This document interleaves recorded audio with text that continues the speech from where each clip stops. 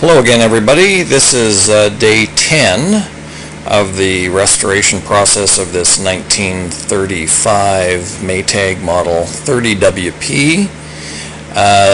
Day 10 translates to October the 1st, 2015. We're in basically the final stages of this restoration process.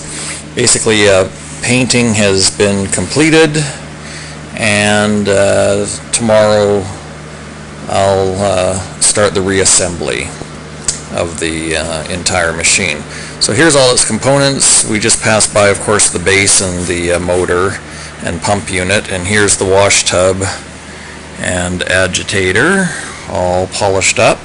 I'm going to continue doing more work on the inside of the wash tub as time goes on, but the crown is complete. Just needs a final buff with Mother's Mag and aluminum polish, and that'll bring it up to a absolutely beautiful mirror finish.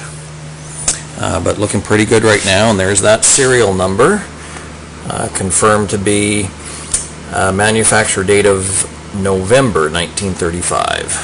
Some other components: the lid. Of course, these will all have decals applied.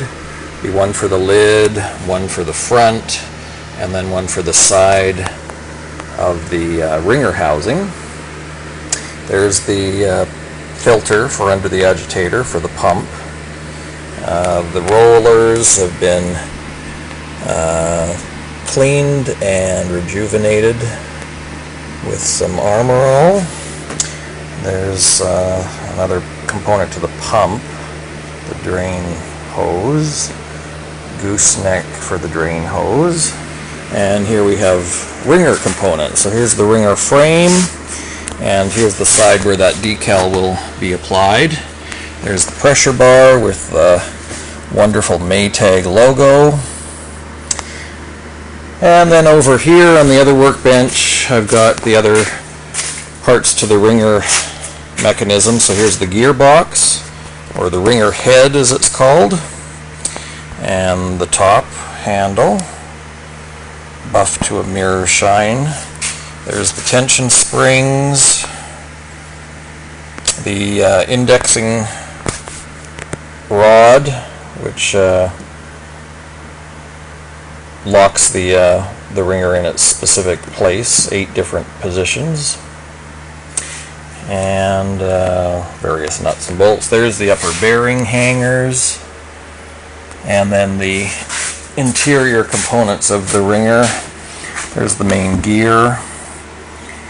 Here's the pinion gear. So of course that's what gets well, it's not the part that moves actually, it's the main gear that gets pivoted back and forth to do forward or reverse action. Here's the main drive rod that goes through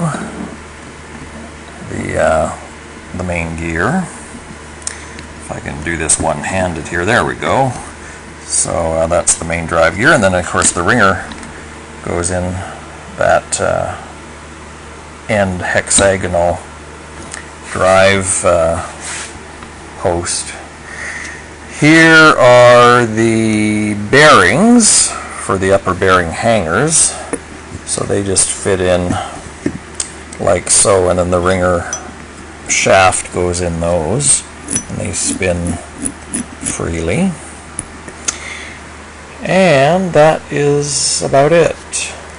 So as I said, tomorrow will be reassembly, and I'll do another video showing the final result with the machine back together and operational. Thanks for watching.